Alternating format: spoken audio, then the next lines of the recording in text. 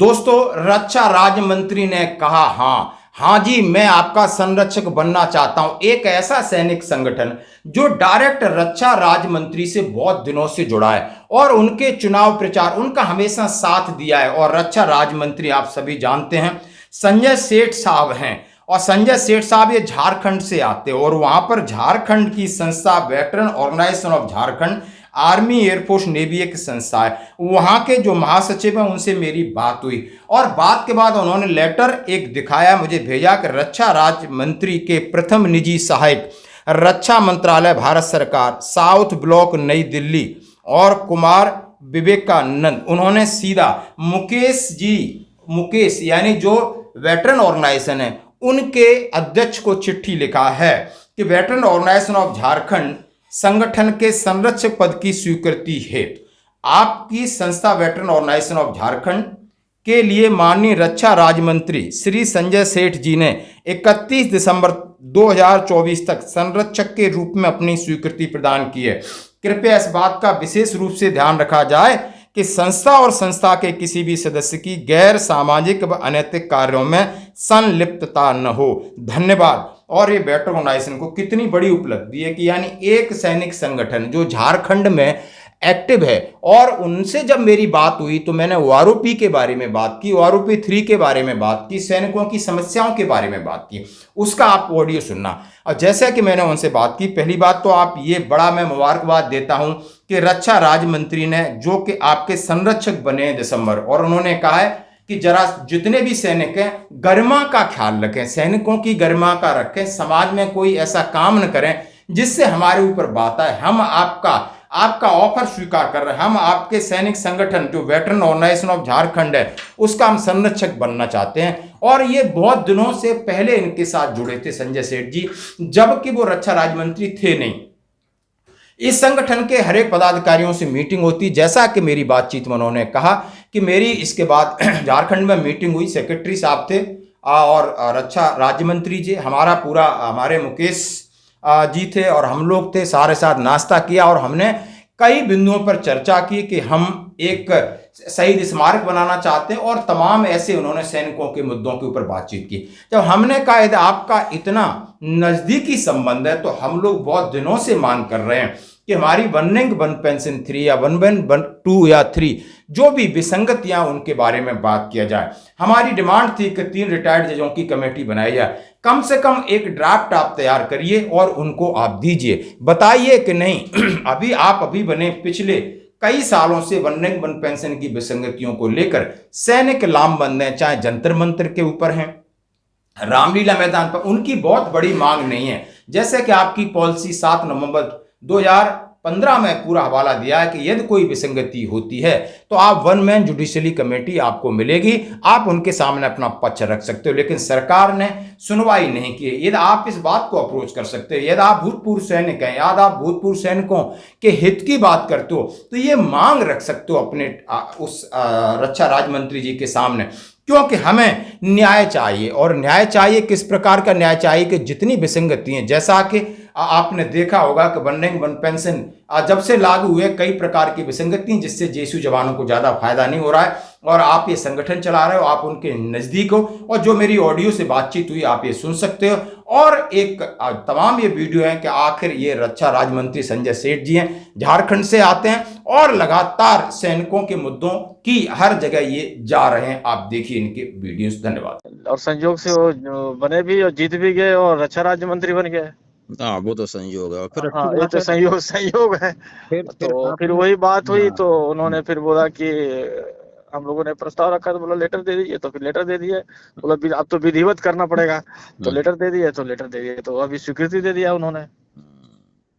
और सबसे अच्छी बात यह है कि हमें उस मर्यादा का ख्याल बनाना बस जो आपने इसमें डाला है, मैं देखा, बहुत अच्छा लगा। हाँ नहीं कि इस एक रक्षा राज्य मंत्री हमारे साथ, हमारे एक छोटे से संगठन के साथ जुड़ा है, तो हमें भी उनकी मर्यादा का ख्याल रखना है, कहीं ऐसा ना हो कि हमारी वजह से किसी को ले डाउन होना पड़े।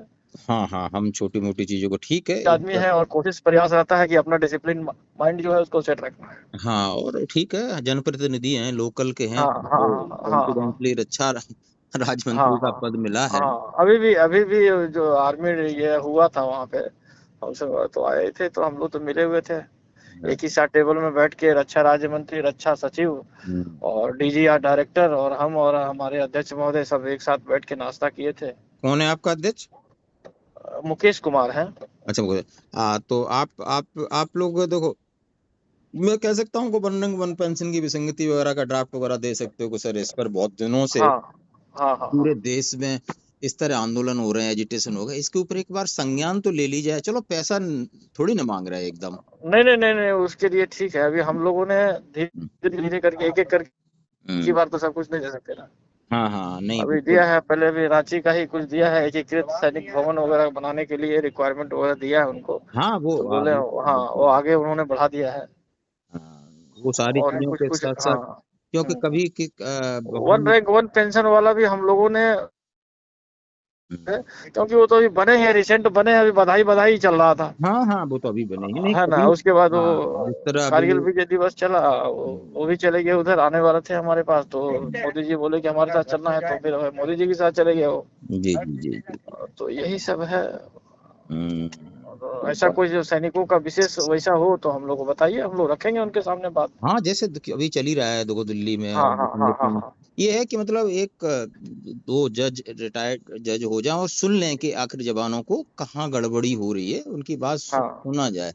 ठीक है, पर उस पर बिल्कुल गहन करें, माने न माने हम उसकी बात ही नहीं कहते। तो ऐसा कुछ आपके पास जो उसका बायोडाटा है, मतलब कुछ है वैसा है, तो वैसा हम मेरे को भेजिए ना, हम उनसे उसके आधार पे हम लोग बात करेंगे। बिल्कुल आपके पास तो विस्तृत जानकारी होगी ना। बिल्कुल हमारे पास सब है ना। तो वैसा कोई जानकारी है तो पीडीएफ वगैरह में भेजिए हमको व्हाट्सएप में, फिर हम लोग इधर प्रिंट निकाल करके एक बार हम लोग भी समझ बूझ लेंगे, फिर बात कर लेंगे। सही बात है ना, क्या कि बिना समझे ज्यादा बाई से बात करना ठीक नहीं। फिर हम अपने जैसे भी होगा उनसे जरूर बताएंगे। बिल्कुल, उसमें बताने में और सुनने में कहीं कोई कमी नहीं है। कहीं नहीं, आराम से बात सुनिए अपने, कौन सा आपको सबकी चीजें। नहीं, तो सैनिक भलाई के लिए तो हम लोग काम कर रहे हैं। सही बात है।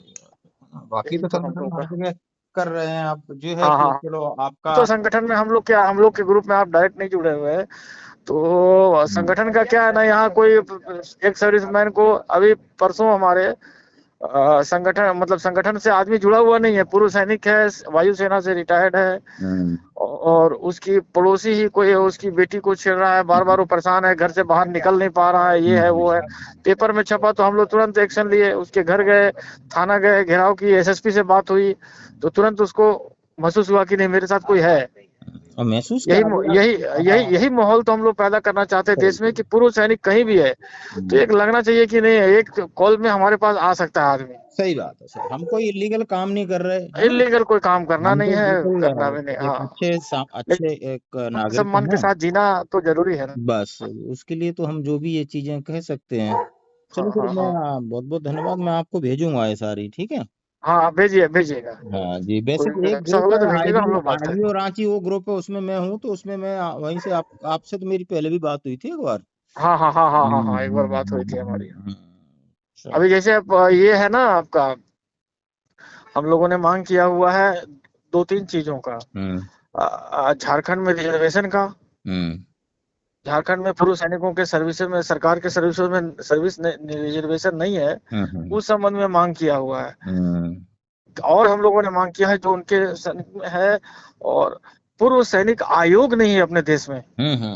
मालूम है, एक वो आयोग बनाने की बात है, हम लोगों ने आयोग बनाने के लिए भी उनको बोला है।